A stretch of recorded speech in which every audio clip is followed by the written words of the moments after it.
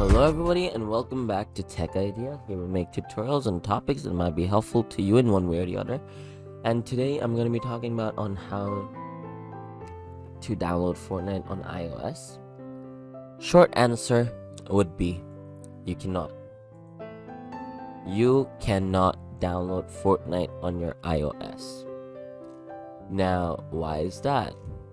That's because iPhone has banned Fortnite from their app store, and if you use an iPhone, you should already know that it is not possible to download any application third party.